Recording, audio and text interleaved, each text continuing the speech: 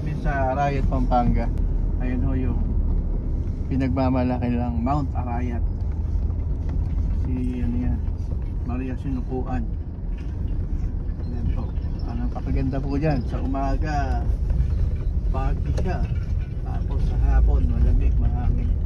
Ito po yung tulay na bago ginagawa yung tulay dito po. Tulay ito, yan. Ito po yung tulay.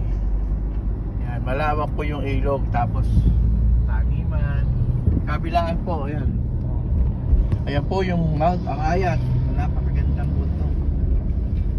Saan dito ang bayan kailangan ng aking may bahay at ang aking malapit panganay.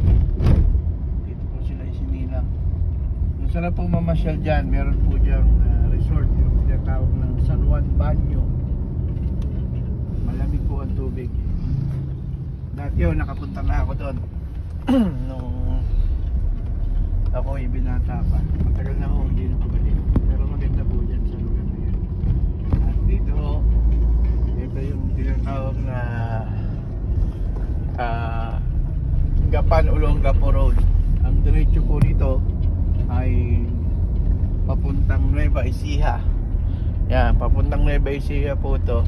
Dahil yung lugar po ng asawa ko ay malapit na sa boundary ng Cabiao, Nueva Ecija. Dulo na po halos ng Arayat, Pampanga. Maganda nga ho to dahil bagong simento. Maganda yung pasada. Yan. So nakita nyo po kung gaano kaganda yung Mount Arayat at saka yung ilog kung saan marami hong nahuhuling isda. So guys, sana nag-enjoy kayo dun sa mixing video.